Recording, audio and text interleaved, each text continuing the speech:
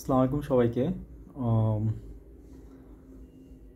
বাংলাদেশের বর্তমান পরিস্থিতি আসলে কি ভালো না বেশি একটা। কারণ হচ্ছে আপনার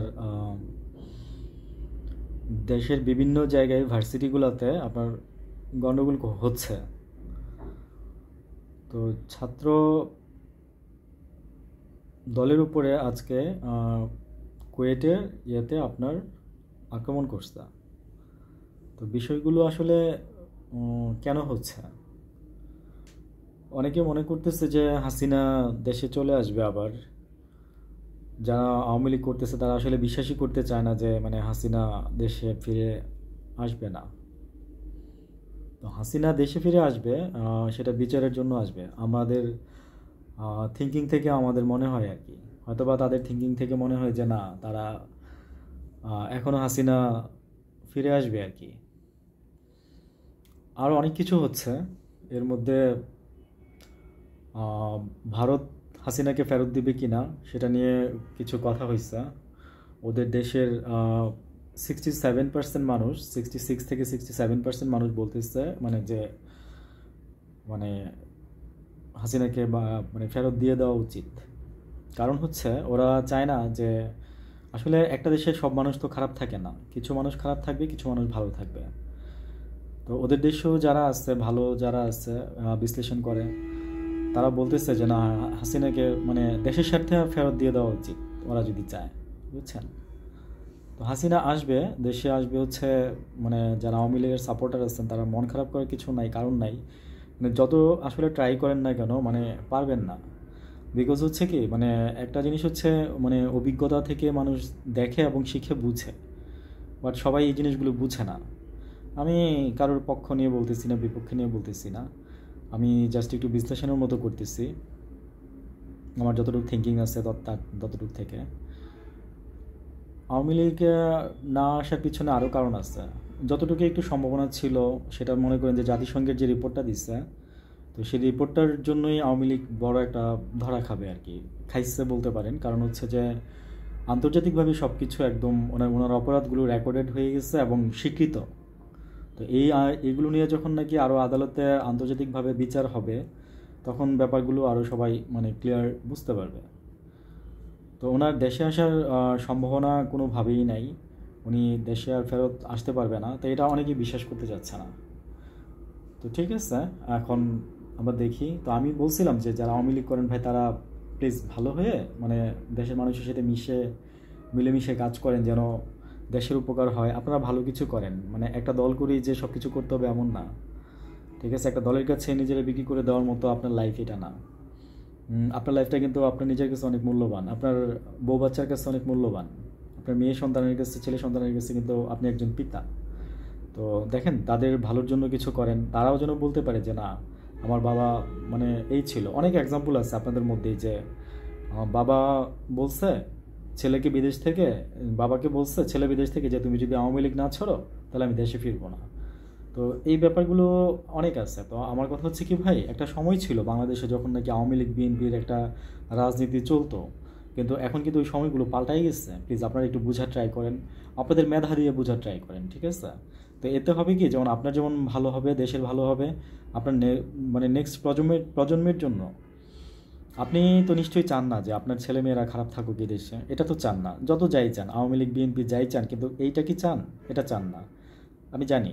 আর আসলে আমরা বলি যে বাংলাদেশটা ভালো না। হ্যাঁ, আসলে দেশটার তো দোষ নাই, দেশটা তো ভালো, কিন্তু দেশের মানুষগুলো হচ্ছে খারাপ। আর আমাদের দেশের মানুষগুলো আসলে এত ক্রিটিক্যাল, আমি জানি না যে আসলে ভারতের মানুষগুলো এত ক্রিটিক্যাল কিনা। হ্যাঁ, আমার কাছে মনে হয় না।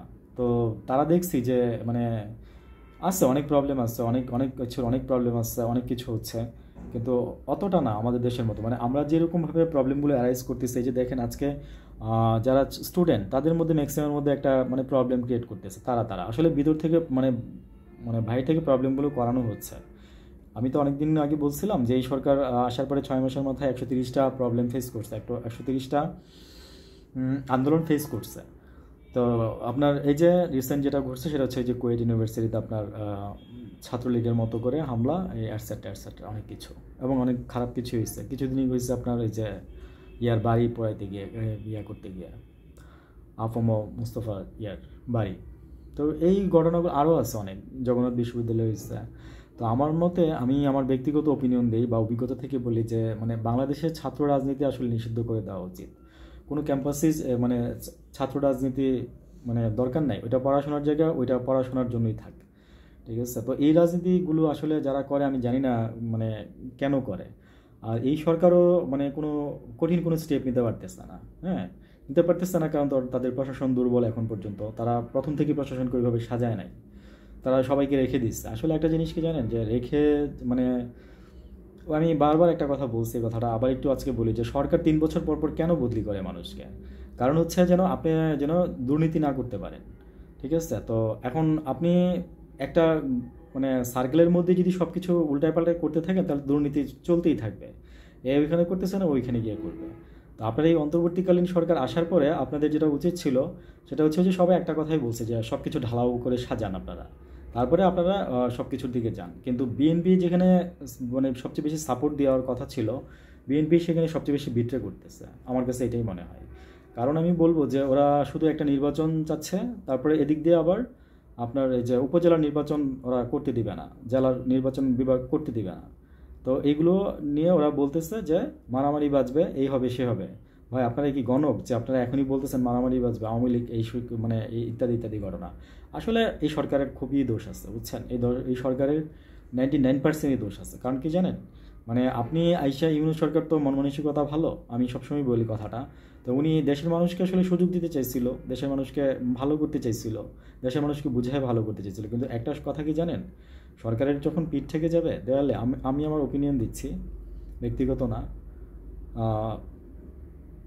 সেও কিন্তু মনে করেন যে সামনের দিকে আসবে। তখন কিন্তু আপনারা কেউ ছাড়া পাবেন না। আপনারা যে আজকে এতটুকু যেটা করতেছেন না, এটাও কিন্তু করতে পারবেন না তখন, বুঝছেন? তো সব কিছুরই বলে না যে everything has goes to limit. আপনারা লিমিট ক্রস করে ফেলতেছেন যারা আছেন, বুঝছেন? তারা আমি বারবার বলছি যে আপনারা আমাদেরই রিলেটিভ, পুলিশ আমাদেরই রিলেটিভ, ঠিক আছে? পুলিশের মধ্যে অনেক পুলিশ আছে। বিজিন আহমেদ বলতেছিল যে তার সাজানো পুলিশ, মানে কোনো প্রবলেম নাই। তারপরে হচ্ছে ওই যে সারদার যে পুলিশ ট্রেনিং সেন্টারে যাদের ইয়া করলো, বাদ দেওয়া হইলো 150 মানে 285 জন, হ্যাঁ, যাদেরকে মানে বেঞ্জিন নিজেই বলতেছে যে ওদেরকে মানে সে থাকতে কি সিলেক্ট করে গেছিল নাকি, তারপরে আমি জানি না, না থাকলে তো তার পুলিশ প্রশাসন তো আসলে তার বুদ্ধিতেই চলে বা চলতো, এখনও চলতেছে। নাহলে সে এরকম বলতো না এখনও। তো বলতেছে যে এরকম এরকম ওদেরকে বাদ দেওয়া হয়েছে। তো যারা কিছুদিন আগে আন্দোলন করছিলেন, তো তারা এখন বলেন যে উনি যে কথাটা বলছে, তো আপনারা এই কথাটার মানে প্রেক্ষিতে কী বলবেন? হয়তো বা আপনাদের কাছে অ্যান্সার আছে। তো আসলে কি জানেন, যে মানে প্রবলেমের কোনো শেষ নাই, প্রবলেমের শেষ নাই। প্রবলেম বললে শেষ করা যাবে না, কিন্তু সমস্যার মূলে কেন্দ্র কিন্তু আমরাই, ঠিক আছে? আমরা যা করতেছি আমরাই। এখন আমরা কেন করতেছি আমরা জানি না আসলে।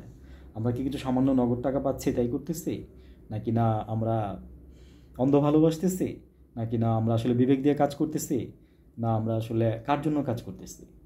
আমি কোশ্চেনটা রেখে গেলাম আপনাদের কাছে, কমেন্টসে জানাতে পারেন। থ্যাংক ইউ, ভালো থাকবেন, আসসালামু আলাইকুম।